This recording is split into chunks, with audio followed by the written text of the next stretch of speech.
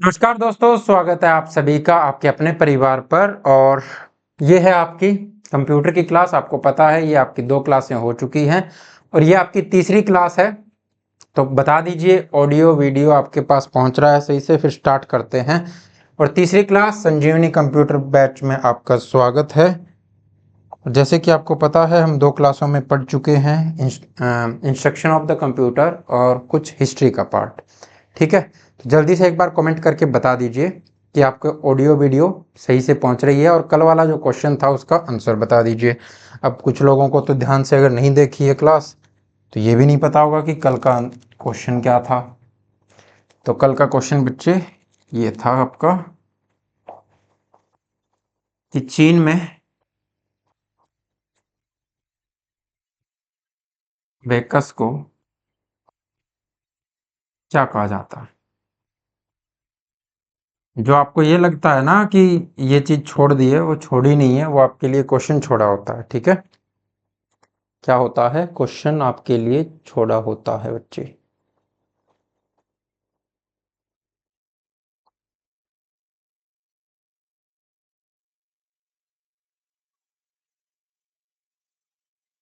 चीन में अबेकस को क्या कहा जाता है ये आपको बताना था।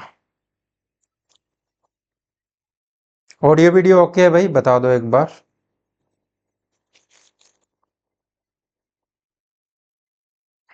तो चीन में बच्चों अबेकस को कहा जाता है स्वानपा। क्वेश्चन पूछ सकता है निकट भविष्य में, क्या कहा जाता है? स्वानपा। ठीक है, और बीच में क्वेश्चन इसलिए छोड़ा जाता है बच्चे कि आपको अगर ध्यान रहेगा चीजें तो आप पूछोगे भी दोबारा। ठीक है, अगर आपने ध्यान से क्लास देखी है तो आप उसको दोबारा जरूर पूछोगे। ठीक है, तो आज की क्लास स्टार्ट करते हैं। थोड़ा सा रिवीजन में कल की चीजें बता देता हूँ आपको। हमने कल क्या क्या पढ़ा था? कल हमने स्टार्ट किया था कहाँ से कि जो आपका आईपीओ साइकिल क्या होता है, इनपुट प्रोसेस आउटपुट, और आईपीओएस साइकिल क्या होता है, वो चीज़ें मैंने बताई थी। हिंदी अनुवाद क्या होता है, तो अभिज्ञापक बताया था, अभिकलक बताया था, संगणित्र बताया था। संगणक आपको पता ही है, क्यों? क्योंकि अब वो संगणक नहीं पूछता है, संगणित्र पूछ लेता है। ठीक है, चलो। उसके बाद में हमने बात की थी कि किस तरह से दूसरी मशीनों के साथ इसको कंपैरिजन कर सकते हैं और किस तरह से इनपुट लेता है, किस तरह से प्रोसेस करता है, आउटपुट, स्टोरेज, मेमोरी, सब चीज़ों की बात करी थी। उसके बाद में आपको बताया था कि कौन कौन सा डेज हैं जो आपको याद रखने हैं। एक तो आपको 2 दिसंबर को कंप्यूटर साक्षरता दिवस याद रखना था और एक कंप्यूटर सिक्योरिटी डे वो 30 नवंबर को होता है। ठीक है, किसने स्टार्ट किया था? NIIT ने स्टार्ट किया था। कब बनी थी? 1981 में बनी थी, 2001 से उसने ये स्टार्ट किया था। ये भारत से ही स्टार्ट हुआ था। और आगे जो चीज़ें पढ़ी थी, अबेकस के बारे में पढ़ा था, उसके बाद में हमने नेपियर बॉन्स के बारे में पढ़ा था, उसके बारे में बाद में स्लाइड रूल के बारे में पढ़ा था, उसके बाद में पास्केलिन के बारे में पढ़ा था, पास्केलिन के बाद में जो पढ़ा था आपने वो पढ़ा था लेबनीज कैलकुलेटर के बारे में। ठीक है, आप आगे स्टार्ट करते हैं। क्या कहता है देखो। तो हमने कहा था कि हम पंच कार्ड से स्टार्ट करेंगे। कहाँ से स्टार्ट करेंगे? पंच कार्ड से स्टार्ट करेंगे। ठीक है, कहाँ से? पंच कार्ड से स्टार्ट करेंगे। पंच कार्ड क्या होता है भाई? किसने बनाया, क्यों बनाया, सब चीजें देख लेते हैं। तो पंच कार्ड की जब हम बात करते हैं, किसकी बात करते हैं? पंच कार्ड की बात करते हैं। तो पंच कार्ड का आविष्कार जो है बच्चे वो किया था जोसेफ मैरी जैक्वार्ड ने। किसने किया था? Joseph Marie Jacquard. ठीक है, जोसेफ मैरी जैक्वार्ड ने इसका आविष्कार किया था। ठीक है। और किस लिए किया था, तो इसने ये एक मशीन यूज करता था। कौन सी? इसने इसका आविष्कार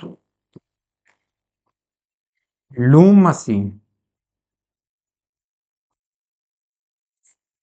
के लिए किया था। ठीक है। लूम मशीन क्या होती है भाई, बताओ। लूम मशीन क्या होती है? ठीक है, क्लास हुई आपकी, आप तुरंत खाना वाना खा के तैयार हो जाया करो, दूसरी क्लास स्टार्ट हो जाएगी। ठीक है, सिर्फ इतना ही टाइम मिलता होगा आपको बीच में कि खाना खाओ, फिर से किताब उठाओ, 10 मिनट का आप रिविजन लो और फिर से क्लास में आ जाओ। ठीक है, तो इसने इसका आविष्कार लूम मशीन के लिए किया था। लूम मशीन क्या थी, तो ये भाई सूत काटने की मशीन थी। क्या थी ये? सूत काटने की मशीन थी। ठीक है, यानी ये एक साधारण सा व्यक्ति था जो सूत काटता था, सूत से चीजें बनाता था, और इसको लगा कि ऐसी चीज की मुझे जरूरत पड़ सकती है, तो इसने फिर इस चीज का आविष्कार किया। और ये क्या करना चाहता था इससे, तो ये इससे अपनी मशीन को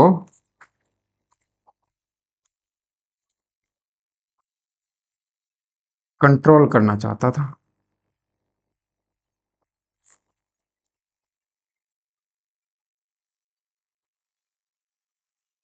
और ये कब की बात है, तो ये आपका जो 1800 का दशक था,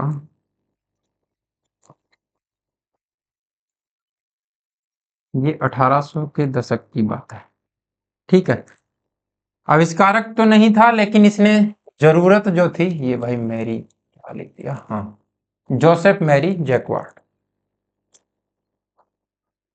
good evening Devendra. Joseph Marie Jacquard ने इसका आविष्कार किया, किसका? पंच कार्ड का। ये होता क्या था, तो ये जो आपको दिख रहा है, इसके ऊपर छोटे छोटे छिद्र बने होते थे, और ये इस तरह का ही दिखता था। ठीक है, ये क्या है, मैं पूरी डिटेल में आपको लिखवा देता हूं कि ये क्या है। अब बात करते हैं पंच कार्ड है क्या। पंच कार्ड, पंच का मतलब क्या होता है भाई? धकेलना। क्या मतलब होता है? धकेलना। ठीक है, तो पंच कार्ड क्या है? ये एक सख्त कागज का टुकड़ा है भाई। क्या है ये? एक सख्त कागज का टुकड़ा है। ठीक है, और इसके ऊपर क्या होते हैं, तो अभी हमने देखे पीछे जो आप इमेज देख रहे थे, ये वाली इमेज जो देख रहे हैं आप, ठीक है, इसके ऊपर क्या है? छोटे छिद्र बने हुए हैं। ठीक है, ये मतलब आप छिद्र से ही इसका अंदाजा लगा सकते हो कि क्या इसके ऊपर लिखा हुआ है। ठीक है, तो इस पर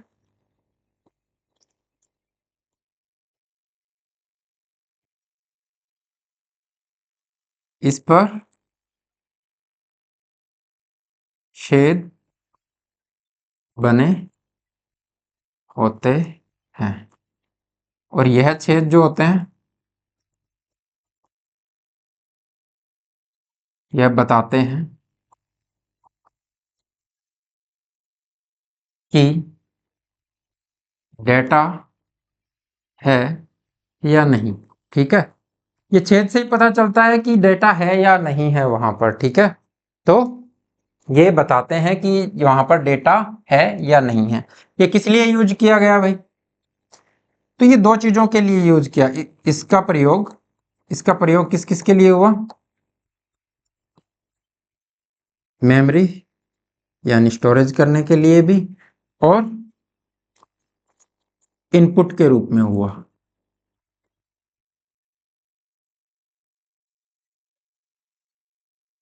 इनपुट के रूप में हुआ।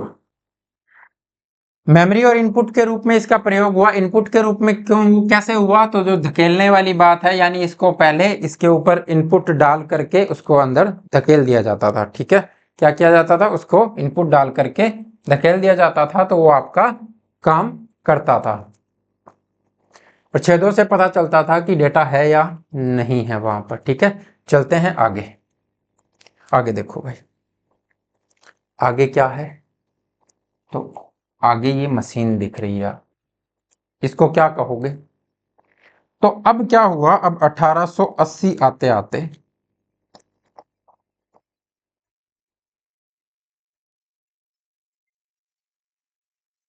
1880 के दशक में एक व्यक्ति थे, कौन? Doctor Herman Hollerith. कौन थे भाई? Doctor Herman Hollerith. इन्होंने क्या किया, इन्होंने ये मशीन बनाई। इस मशीन का नाम क्या है भाई? इस मशीन का नाम इन्होंने क्या बनाया? इन्होंने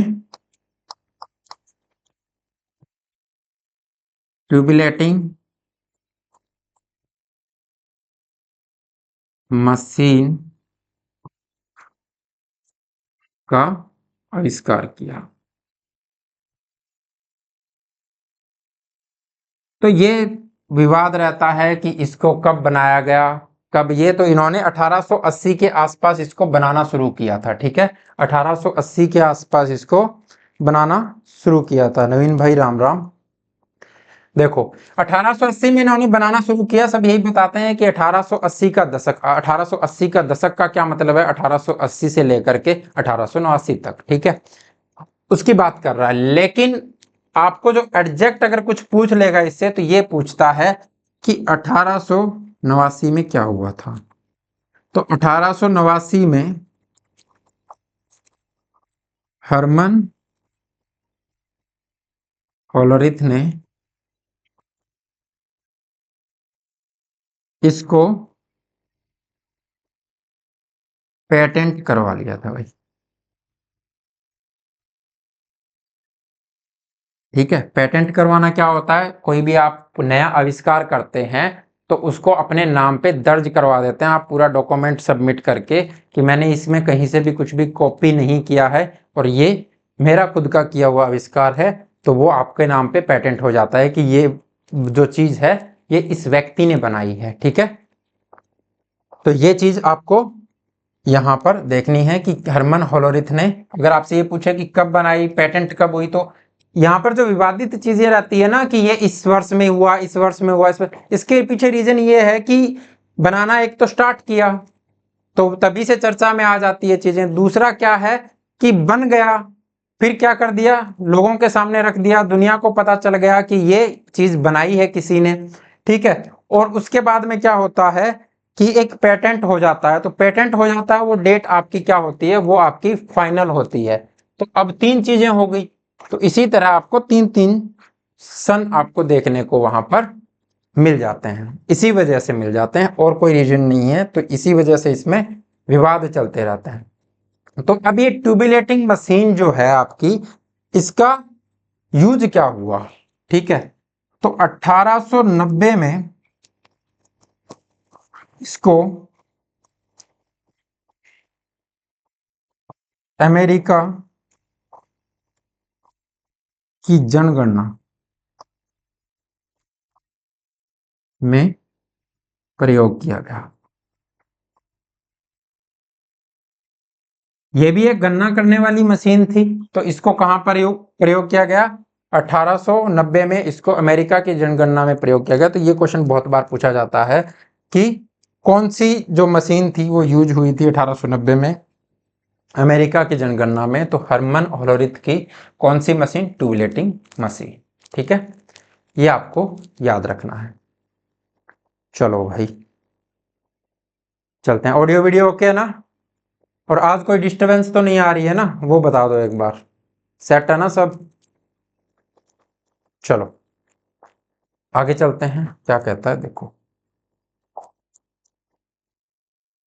थोड़ा आगे आ जाते हैं। अच्छा भाई, हाँ, दोनों पीडीएफ डल चुकी है आपकी, दोनों वीडियो जो थी। आप 2 दिन से यही कह रहे थे ना कि सर पीडीएफ नहीं आ रही है, पीडीएफ नहीं आ रही है, और अब जैसे ही क्लास खत्म होगी आपके साथ की साथ पीडीएफ डल जाएंगी। ठीक है,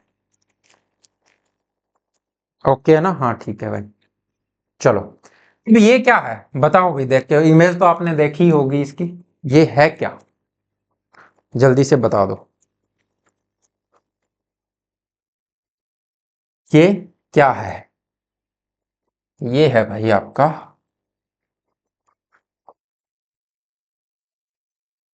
डिफरेंस इंजन। क्या है ये? Difference engine. ध्यान से सुनना, इंपॉर्टेंट है, क्वेश्चन आ जाता है। डिफरेंस इंजन कुछ इस तरह की मशीन थी। कैसी मशीन थी ये? भाप से चलने वाली मशीन थी।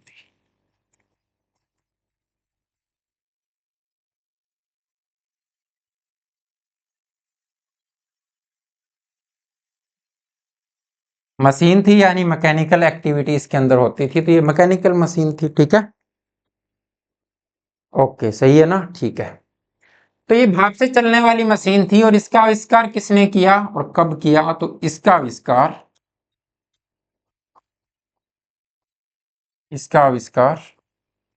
1822 में हुआ। कब हुआ? इसका आविष्कार 1822 में हुआ, ठीक है। और इसका आविष्कार किसने किया? तो इसका आविष्कार, अब जो नाम आएगा वो बहुत इंपॉर्टेंट है। किसने किया? तो चार्ल्स बेबेज ने किया था।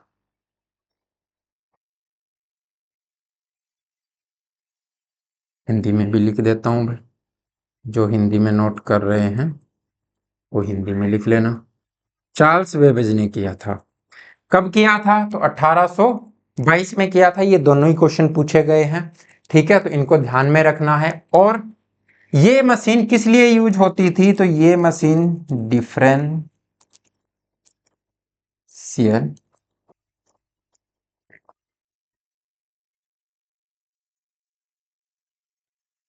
ये मशीन डिफरेंशियल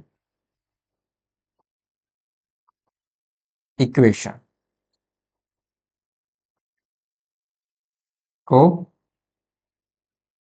सॉल्व करने में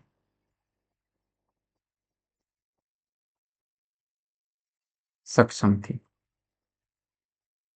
अब अगर कोई डिफरेंशियल इक्वेशन को सॉल्व कर रहा है तो इसका मतलब वहां पर क्या है? वहां ट्रिग्नोमेट्रिक फंक्शन भी होते हैं, यानी वो ट्रिग्नोमेट्रिक फंक्शंस को भी सॉल्व करने में सक्षम थी।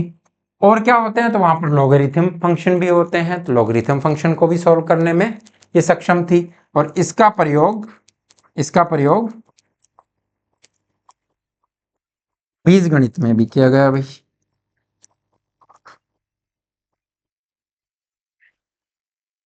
इसका प्रयोग बीजगणित में भी किया गया, ठीक है।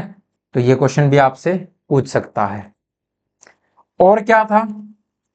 यह दशमलव के बाद के 20 अंकों तक सॉल्व कर सकती थी। क्या कर सकती थी? ये दशमलव के बाद 20 अंकों तक सॉल्व कर सकती थी। और क्या क्या इसमें खास बात थी वो हम जान लेते हैं, अभी यहां पर ये खत्म नहीं हुआ है, ठीक है। चलो नेक्स्ट पेज पे आते हैं। 20 अंकों तक सॉल्व कर लेती थी, बीजगणित में यूज किया जाता था, डिफरेंशियल इक्वेशन सॉल्व कर सकती थी, ट्रिग्नोमेट्रिक टेबल बना सकती थी, लॉगरिथमिक टेबल आपकी ये बना सकती थी। और ये क्या कर सकती थी? तो ये भाई प्रिंट भी कर सकती थी। यह आउटपुट को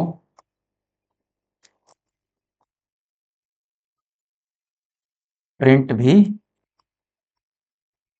कर सकती थी, ठीक है।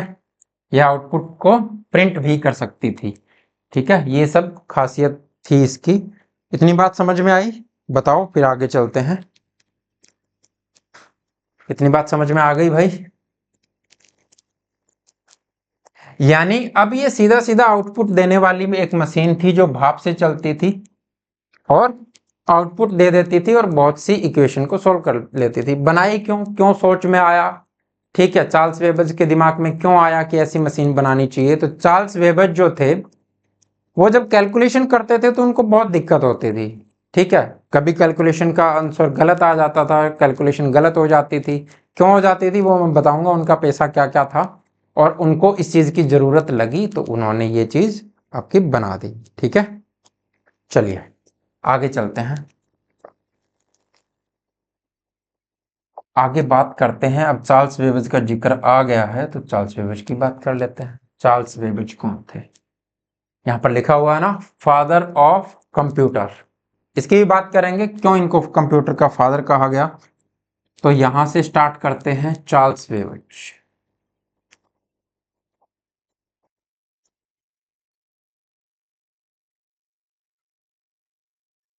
कौन?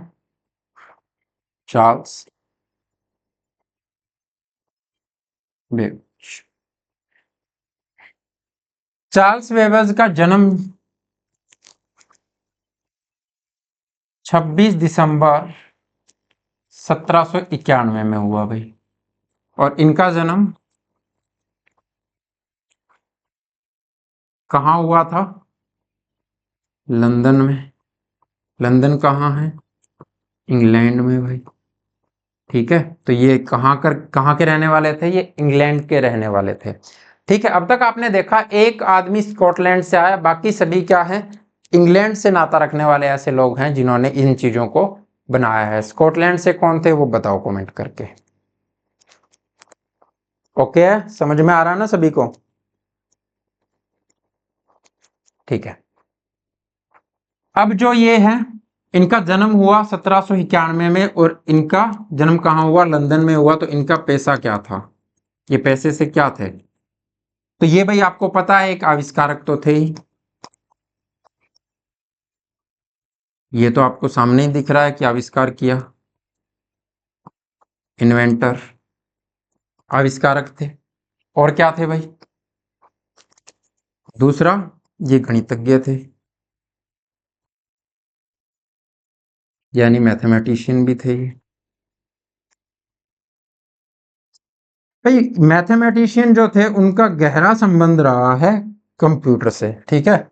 जो जो मैथमेटिशियन था उनका संबंध कंप्यूटर से रहा है, या जिनका संबंध कंप्यूटर से था वो मैथमेटिशियन जरूर रहा है, ठीक है, आगे भी आप देखेंगे।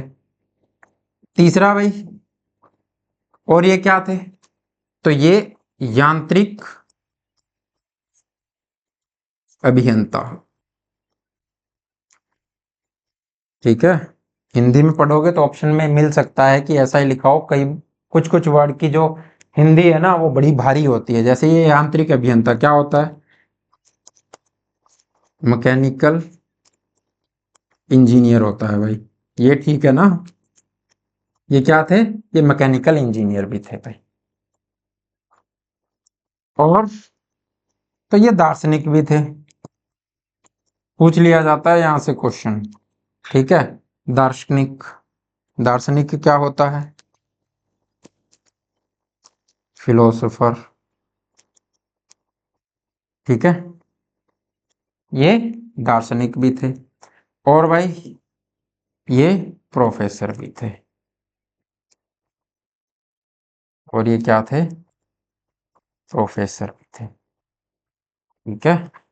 तो ये क्वेश्चन आपके 5 तरह के क्वेश्चन इनके प्रोफेशन से यानी इनके पैसे से बनते हैं, ठीक है। और इन्होंने क्या किया चार्ल्स बेबेज ने? और क्या किया चार्ल्स बेबेज ने इसके बाद?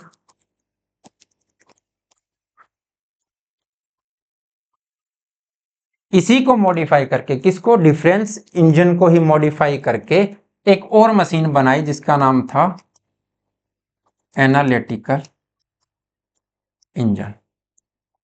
इसकी बात मैं आगे करूंगा डिटेल में। और इसी एनालिटिकल इंजन की वजह से इनको क्या कहा गया था? Father of computer. क्या कहा गया इनको? फादर ऑफ कंप्यूटर कहा गया था, ठीक है। इतनी बात समझ में आई? इनको फादर ऑफ कंप्यूटर क्यों कहा गया? एनालिटिकल इंजन की वजह से, और एनालिटिकल इंजन में इन्होंने क्या किया था वो हम आगे समझेंगे। अगर फादर ऑफ कंप्यूटर इनको कहा जाता है तो फादर ऑफ मॉडर्न कंप्यूटर किसको कहा जाता है, या फिर फादर ऑफ कंप्यूटर साइंस किसको कहा जाता है? इसका आंसर आप बता दो जल्दी से। ठीक है, इनको क्या कहा गया? इनको कहा गया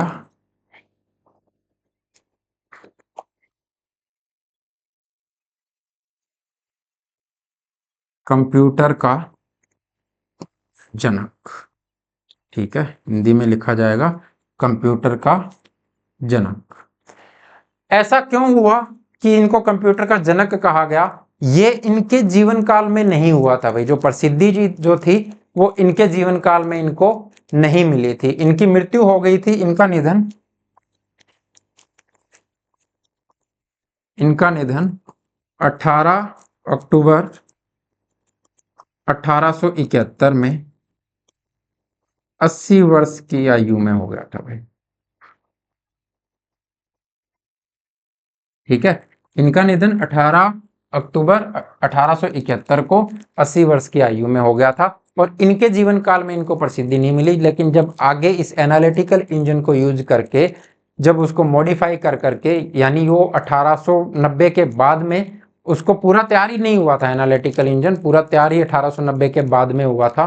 और जब उनको ये चीजें पता चली कि ये क्या चीज है, तब जा करके इनको ये उपाधि मिली थी कि कंप्यूटर का जनक इनको कहा जाता है। अब बात हमने करी कि मॉडर्न कंप्यूटर का जनक, father of modern computer science किसको कहा जाता है?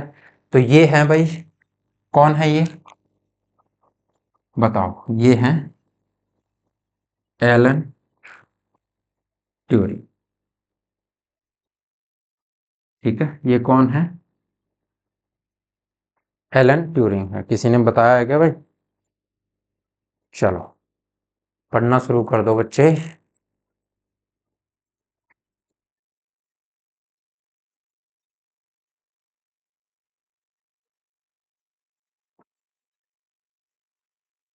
हाँ ठीक है, एलन ट्यूरिंग ने क्या किया भाई? एलन ट्यूरिंग के बाद बात कर लेते हैं। एलन ट्यूरिंग ने ऐसा क्या कर दिया? एलन ट्यूरिंग ने ट्यूरिंग मशीन बनाई थी।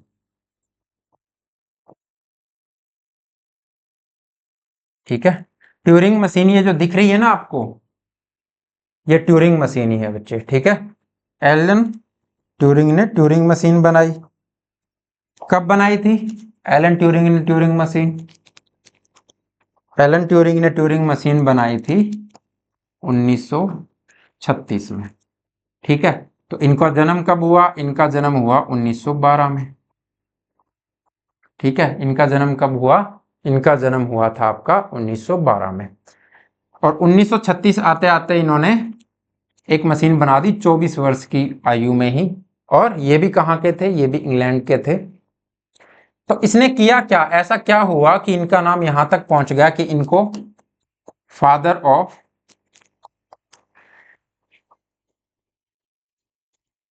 मॉडर्न कंप्यूटर साइंस भी लगा लो, यानी आधुनिक कंप्यूटर साइंस के जनक कहा जाता है इनको।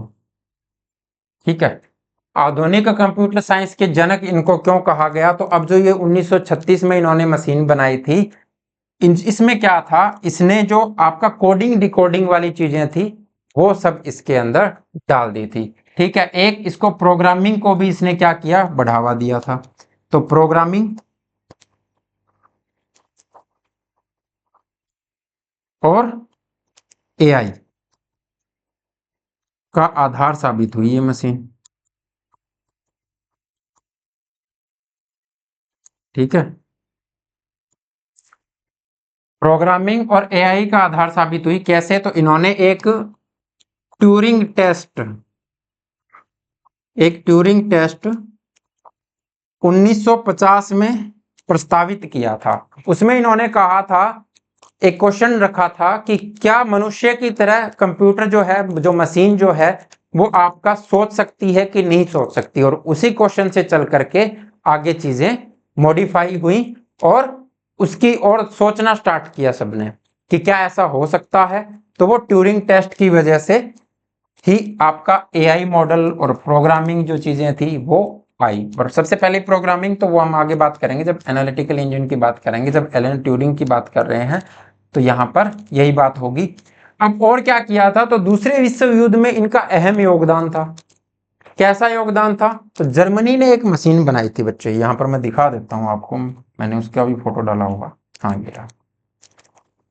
जर्मनी ने एक मशीन बनाई, इसका नाम क्या था भाई?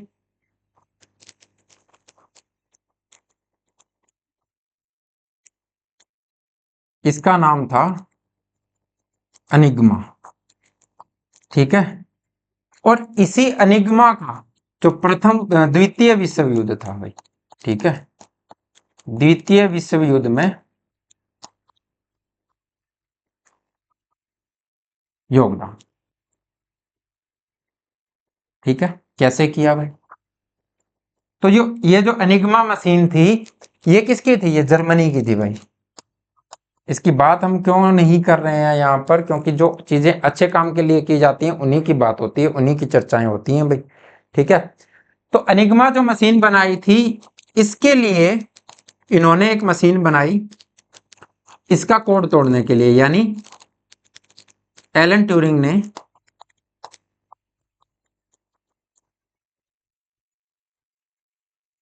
जर्मनी की एनिग्मा मशीन का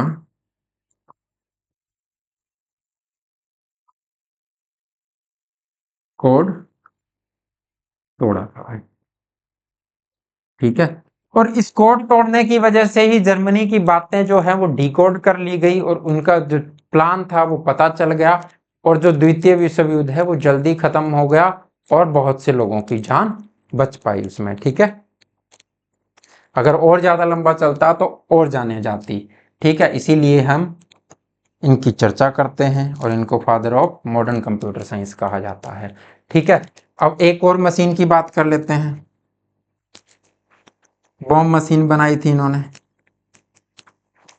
इसने क्या किया भाई, तो ये मशीन जो है ना, इनक्रिप्टेड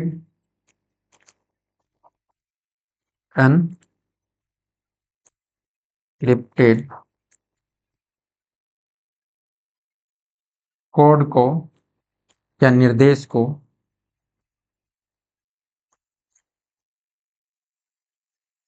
डिकोड करने का काम करती है।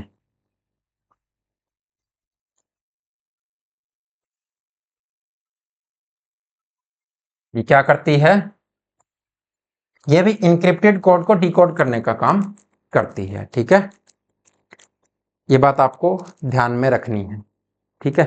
और ये जो इस इनकी मशीन थी, जो ट्यूरिंग की मशीन थी, ट्यूरिंग मशीन, ये बाइनरी, ठीक है, बाइनरी नंबर पे बेस्ड थी भाई।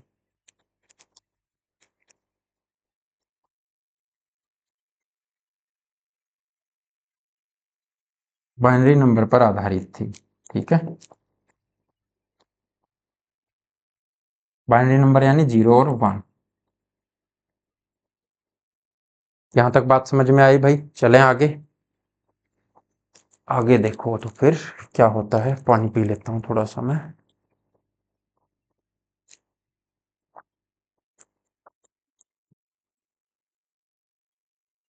चलिए आगे बात कर लेते हैं इसकी। ये क्या है आपका? ये है मेरे भाई, जो अभी तक हम बात कर रहे थे, एनालिटिकल इंजन। ये क्या है? Analytical engine. एनालिटिकल इंजन का अहम योगदान है जो आज आप कंप्यूटर देख रहे हो उसमें, यानी इसको क्या कहा जाता है, इसको आधुनिक कंप्यूटर का पूर्वज भी माना जाता है। ठीक है, देखो क्यों माना जाता है वो अभी आपको पता चल जाएगा। एनालिटिकल इंजन, इसका आविष्कार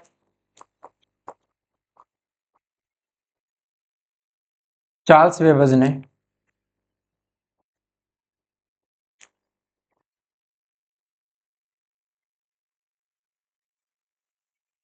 किया था। अब इसके अंदर कंफ्यूजन होती है सबको कि इसको कब बनाया गया, कब आप क्या आंसर करेंगे, तो वो कंफ्यूजन हम दूर दूर कर लेते हैं। इसको 1833 में बनाना, चार्ल्स वेबज ने बनाना शुरू किया था। ठीक है,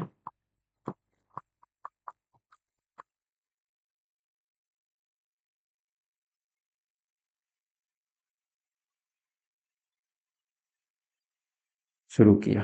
ठीक है, कब? 1833 में बनाना शुरू किया, और ये अपने जीवन काल में तो इसको पूरा बना ही नहीं पाए थे।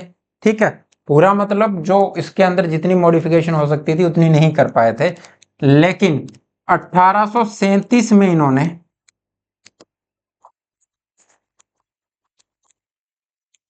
इसको प्रस्तावित कर दिया।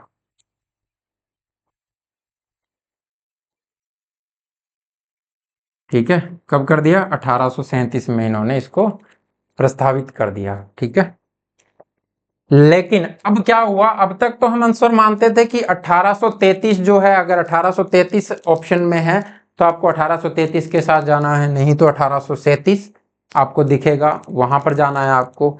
लेकिन अब ये क्लियरिटी आ गई है कि आपको जो आंसर देना है वो 1834 देना है। क्यों? क्योंकि एनसीईआरटी ने लिख दिया है अब कि 1834 में इसका आविष्कार हुआ था। ठीक है, तो हम एनसीईआरटी के साथ जाएंगे, एचएसएससी एनसीईआरटी के साथ जाती है। 1834 आपको ना दिखे ऑप्शन में तो 1833 के साथ जाना है, 1833 भी ना दिखे फिर आपको 1837 के साथ जाना है। ठीक है, तीनों दिखे तो 1834 के साथ जाओगे। ओके, ये बात समझ में आई भाई? ये बात क्लियर है? जल्दी से बता दो, चलते हैं फिर आगे।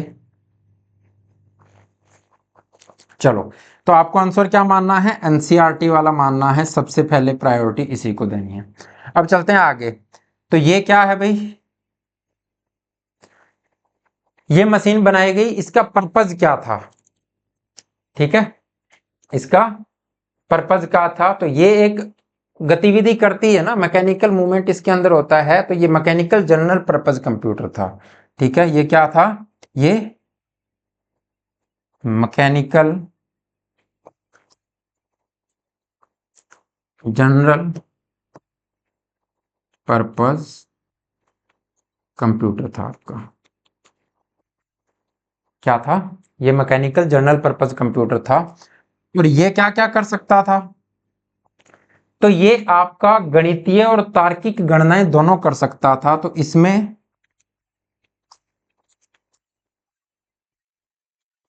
अरिथमेटिक व लॉजिक यानी तार्किक दोनों तरह की गणनाएं हो सकती थी। अरिथमेटिक और लॉजिक यानी अब ये क्या आ गया? ये मॉडल ALU हो गया। ठीक है, अरिथमेटिकल एंड लॉजिकल यूनिट इसके अंदर था। ठीक है, आपको इसके अंदर देखने को मिलेगी चीजें जो आपका मॉडर्न कंप्यूटर में जो चीजें हैं वो सब इसके अंदर देखने को मिलेंगी। कौन कौन सी चीजें? तो मैं यहां लिख देता हूं कि इसमें आपको मेमोरी भी देखने को मिलेगी भाई, इसमें सीपीयू का टाइप भी देखने को मिलेगा। ठीक है, सीपीयू की तरह की चीजें भी देखने को मिलेगी। ठीक है, इनपुट और क्या? आउटपुट और क्या? प्रोग्राम। ये सब चीजें इसमें थी। ठीक है, और यही सब चीजें क्या होती है? मॉडर्न कंप्यूटर में होती है। तो ये सब चीजें होने की वजह से यह मशीन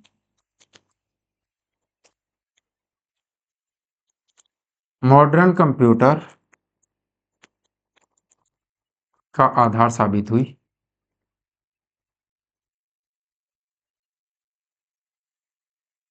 ठीक है, यह मशीन मॉडर्न कंप्यूटर का आधार साबित हुई, ये सब चीजें होने की वजह से। ये इसमें कौन कौन सी चीजें थी वो भी हम देखेंगे यहाँ पर, तो टेंशन लेने की बिल्कुल जरूरत नहीं है, सब चीजें आपको मैं बता दूंगा।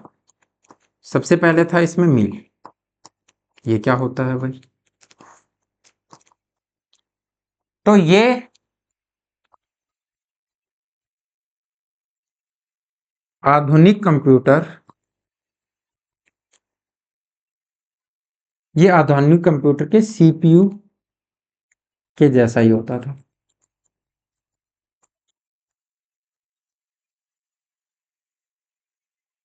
ये आधुनिक कंप्यूटर के सीपीयू के जैसा ही होता था। ठीक है, तो ये क्या क्या कर सकता था? तो यह एक जो गणितीय और तार्किक गणनाएं होती थी ना, गणनाएं इसमें ही होती थी।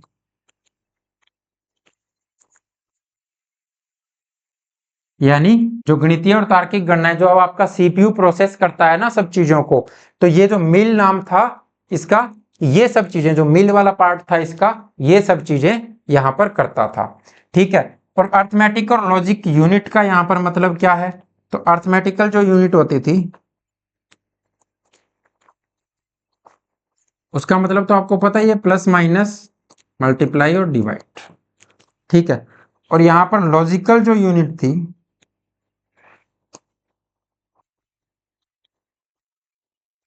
वो आपकी थी कौन सी? Greater than, less than, double equal और नॉट इक्वल।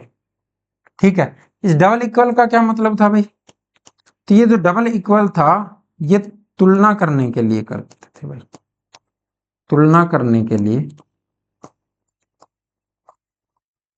इसका प्रयोग करते थे।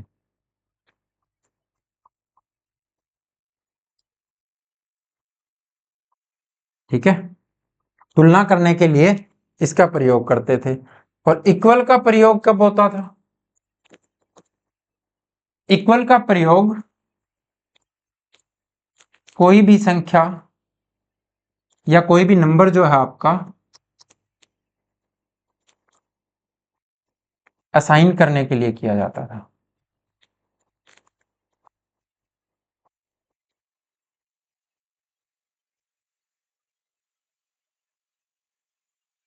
कोई भी नंबर असाइन करने के लिए किया जाता था।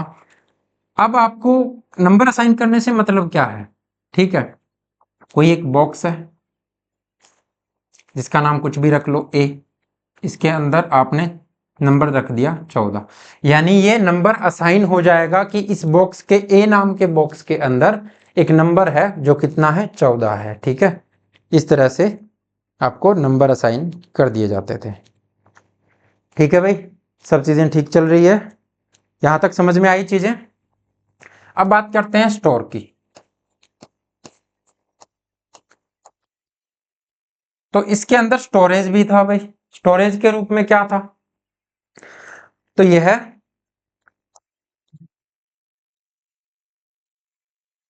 आधुनिक कंप्यूटर की तरह ही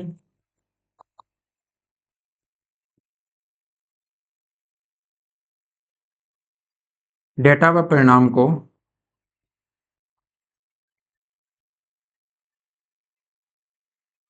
स्टोर यानी संग्रहित कर सकता था।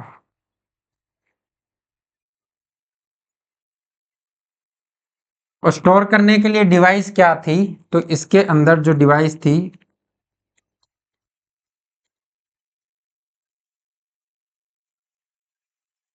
जो मेमोरी डिवाइस जो यूज की गई थी, उसका नाम था भाई काउंटर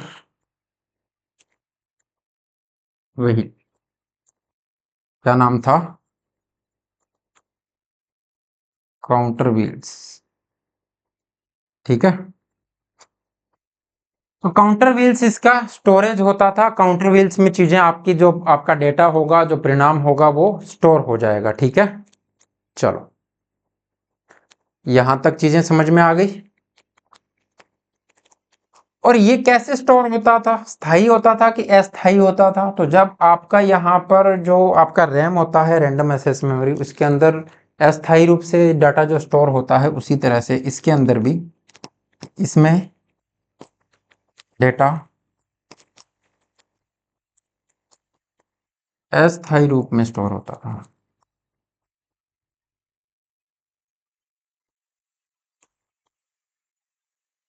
ठीक है, यानी परमानेंटली स्टोर नहीं होता था। ठीक है, आगे कुछ बातें यहीं पे लिख दूं क्या भाई?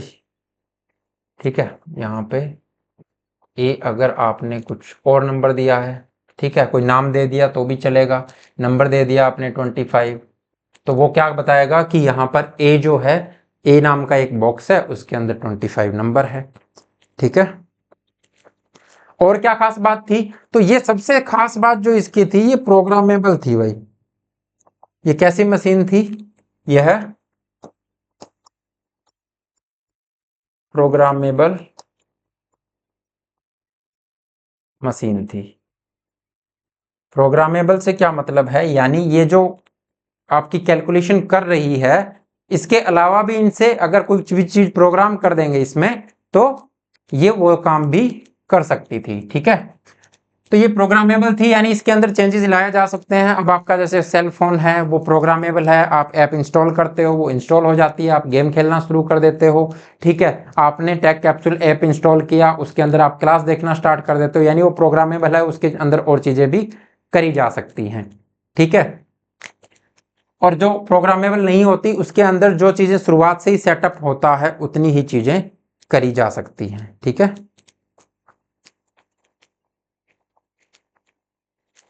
चलो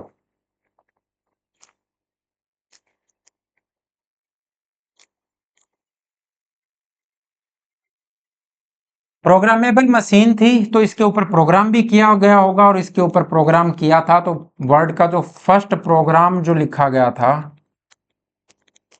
वो एनालिटिकल इंजन के लिए लिखा गया था भाई।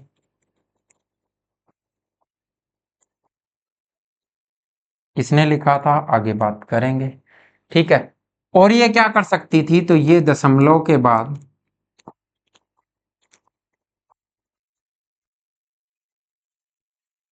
दशमलव के बाद 50 अंकों तक गणना कर सकती थी।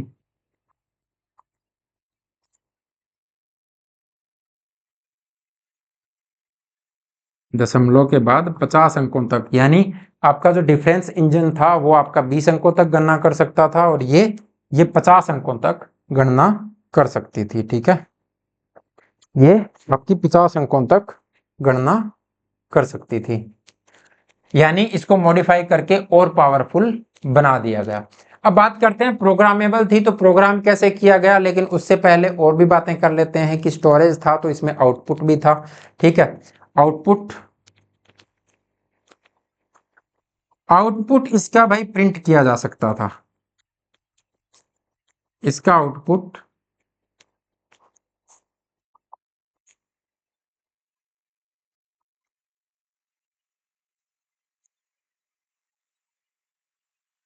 प्रिंट किया जा सकता था,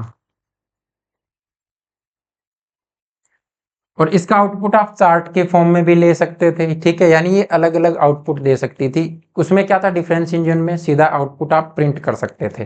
ठीक है, ये प्रिंट भी कर सकते थे, इसको स्टोर भी कर सकते थे, क्योंकि इसके पास स्टोरेज भी थी। ठीक है, इनपुट, तो इनपुट जो है आपकी, वो पंच कार्ड से दी गई थी। ठीक है, इनपुट इसको पंच कार्ड से इसको इनपुट दी जाती थी, इनपुट दे सकते थे। ठीक है, ये सब चीजें आपको इसके बारे में ध्यान रखनी है। अब आ जाते हैं कि इसी की वजह से, ये जो सब चीजें थी ना, इसकी वजह से ही चार्ल्स बेबेज को कंप्यूटर का जनक कहा गया। कंप्यूटर का जनक क्यों कहा गया? तो ये सब चीजें करी, ये जो बेस था ये आपका मॉडर्न कंप्यूटर का बेस बना। ठीक है, तो इसको क्या कहा जाता है? ये बेस बना तो इसको क्या कहा जाता है? इसको आधुनिक कंप्यूटर का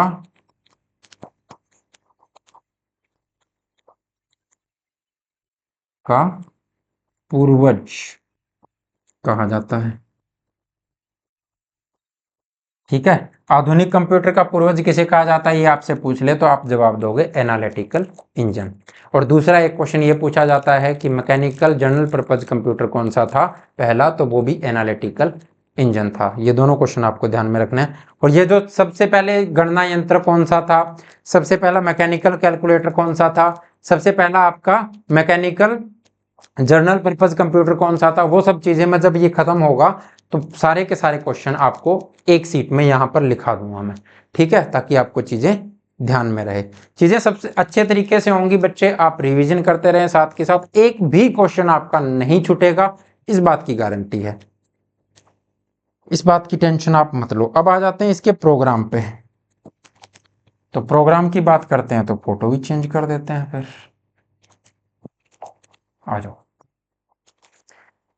प्रोग्राम जो लिखा था वो किसने लिखा था? तो प्रोग्राम लिखा था एडा लवलेस ने। किसने लिखा? एडा लवलेस ने।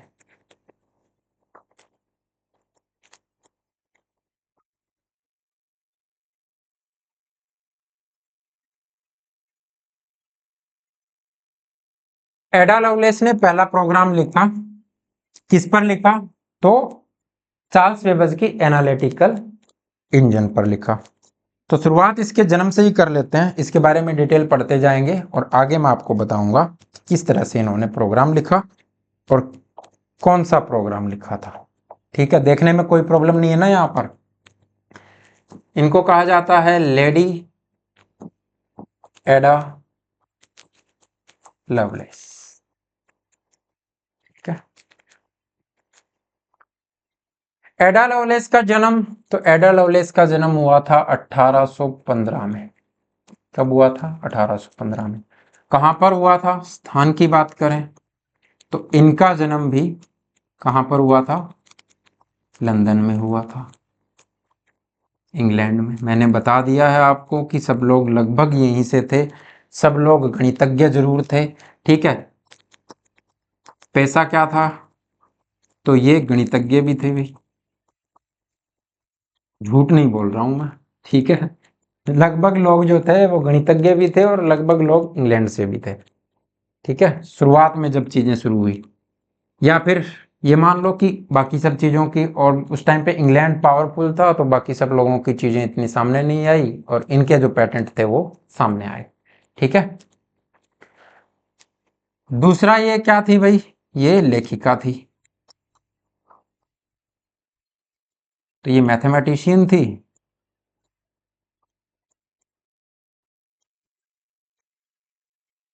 और ये राइटर भी थी। तो मैथमेटिशियन वाली शिक्षा इनको कहां से मिली? तो इसकी जो माँ थी ना, गणितज्ञ थी। ठीक है, क्या थी? गणितज्ञ थी। और लेखिका तो इसके पिता, इसके पिता राइटर थे, यानी लेखक थे। ठीक है, दोनों चीजें विरासत में मिली है ऐसा ही मान लो। ठीक है, और इनके माता पिता इसके बचपन में ही अलग हो गए, तो इसकी माता ने जो प्रेफर किया चीजों को कि ये साइंस पढ़े और मैथ पढ़े, उसकी तरफ लेके गई। लेकिन वही है कि जो खून में होता है वो चीजें तो आ ही जाती हैं, तो ये राइटर भी थी। ठीक है, और अच्छी राइटर थी। चलो, इनका जन्म हुआ, इनका जन्म लंदन में हुआ, इंग्लैंड में हुआ। ये गणितज्ञ बनी, लेखिका बनी, और ये 1833 में इनकी मुलाकात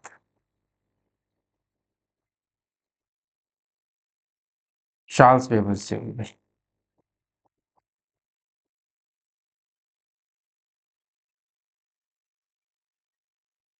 अगर हम ढंग से पिरोएंगे ना बच्चे चीजों को, तो आपको लाइन टू लाइन याद रहेंगी चीजें। 1833 में ये चार्ल्स बेबेज से इनकी मुलाकात हुई। उस समय चार्ल्स बेबेज क्या कर रहे थे? उस समय चार्ल्स बेबेज एनालिटिकल इंजन पे काम कर रहे थे भाई। एनालिटिकल इंजन पर काम कर रहे थे।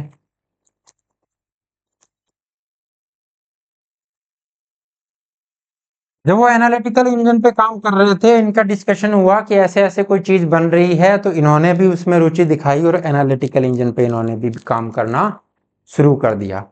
अब इन्होंने काम करना जब शुरू कर दिया तो क्या काम किया फिर? इन्होंने एनालिटिकल इंजन पे प्रोग्राम लिखा। इन्होंने एनालिटिकल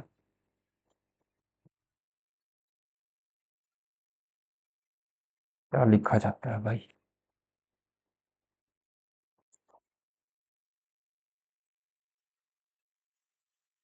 इंजन के लिए प्रोग्राम लिखा। तो ये विश्व का पहला प्रोग्राम था। ठीक है, ये विश्व का पहला प्रोग्राम था, इसीलिए इसको क्या कहा गया? एडा लवलेस को, एडा लवलेस को विश्व की प्रथम कंप्यूटर प्रोग्रामर कहा गया।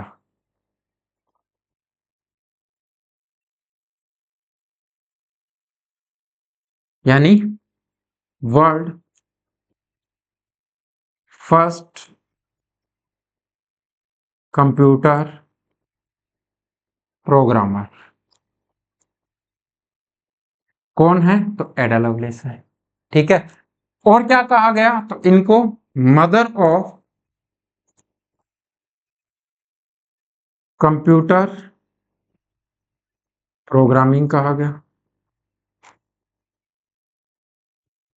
ठीक है, एलन ट्यूरिंग जो थे उन्होंने संभावना जताई थी कि अगर कोई भी मशीन, अगर कोई ऐसी जो समस्या है जिसको गणना करके ठीक किया जा सकता है, तो वो मशीन से करवाई जा सकती है।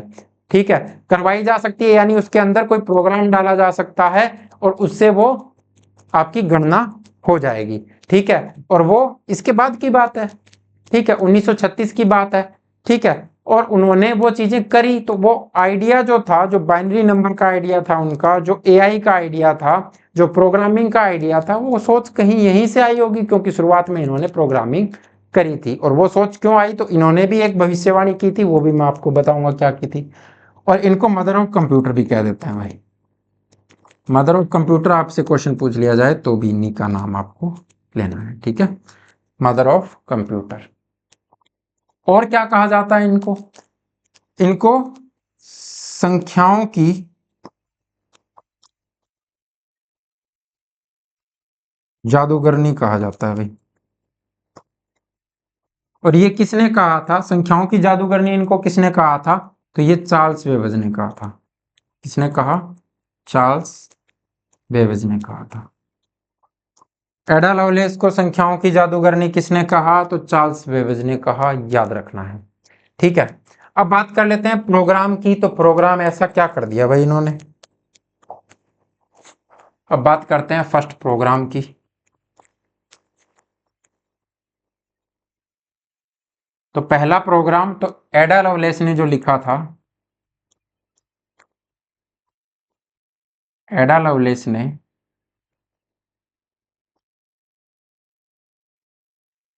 बर्नौली नंबर,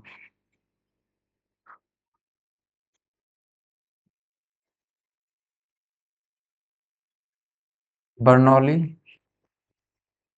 नंबर की गणना करने के लिए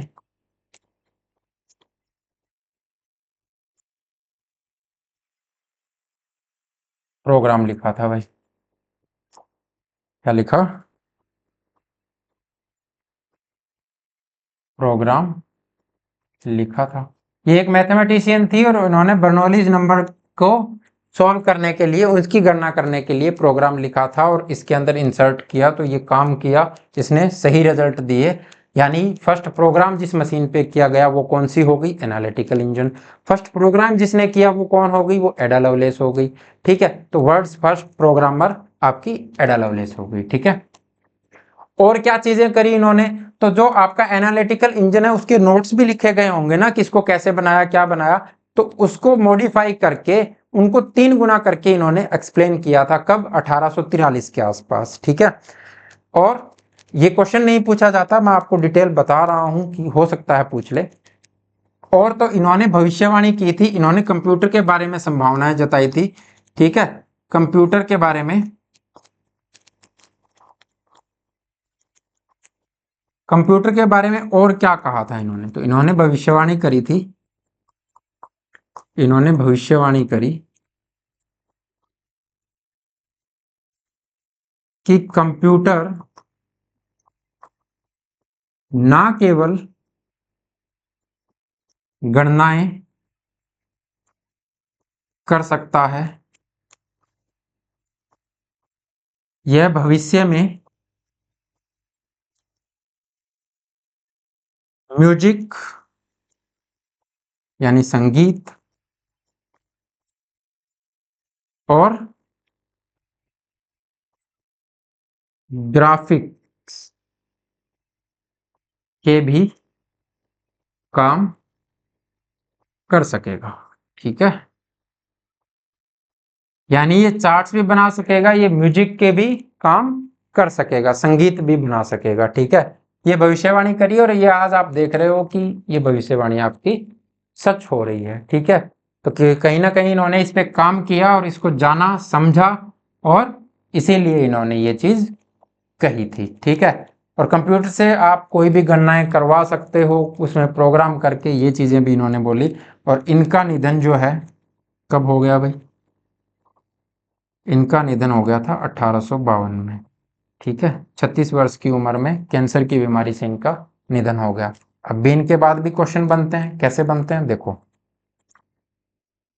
1852 में इनका निधन हो गया, फिर एक लैंग्वेज बनाई थी। ठीक है, क्योंकि ये उसी टाइम तो सब चीजें नहीं हुई है, प्रसिद्धि इनकी नहीं हुई, इनका सम्मान उस टाइम में नहीं हुआ, ये नाम तो बाद में दिए गए कि ये वर्ल्ड फर्स्ट प्रोग्रामर है। जब चीजें समझ ली गई कि हाँ ये चीज इन्होंने करी है और ये बहुत अच्छे से काम आ रही है, तो 1979 में, कब, 1979 में यूएस डिपार्टमेंट ऑफ डिफेंस ने एक लैंग्वेज बनाई, एक कंप्यूटर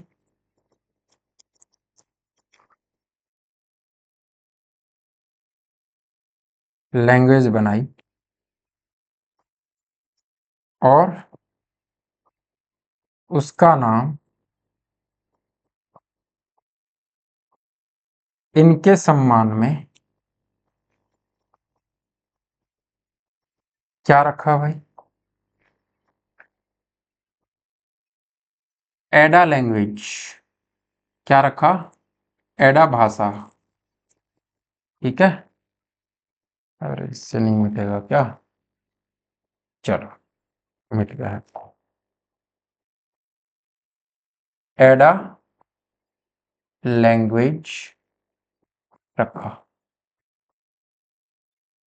और क्या हुआ इनके सम्मान में, तो 2009 से, कब से, 2009 से इन्हीं के सम्मान में हर वर्ष अक्टूबर माह के,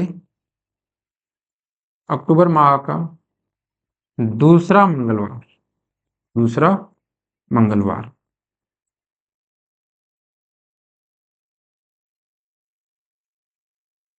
दूसरा मंगलवार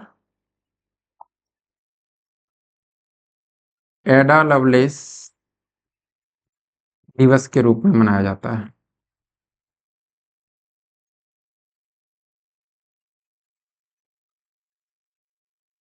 ठीक है भाई, इतनी बात समझ में आई, तो इतनी चीजें, इनसे ज्यादा कुछ नहीं पूछेगा बच्चे।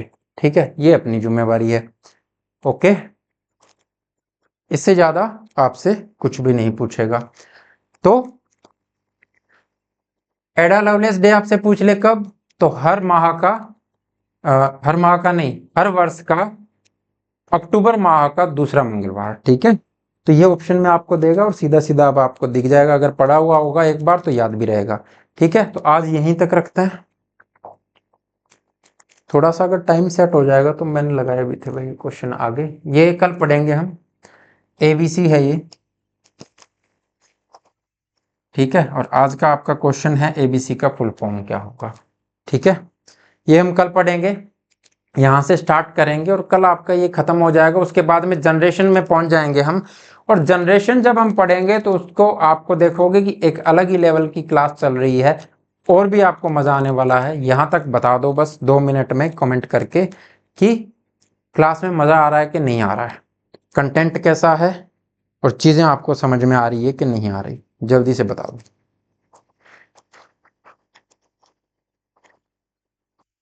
फिर क्लास को समाप्त करेंगे।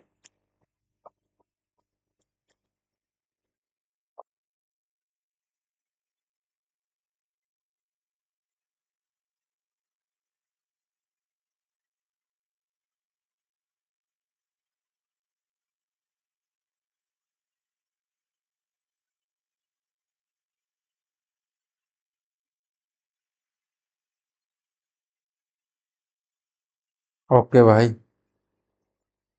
ओके जेके भाई, बहुत बढ़िया, थैंक यू। वीरेंद्र भाई, ओके, थैंक यू, बहुत बहुत धन्यवाद आपका।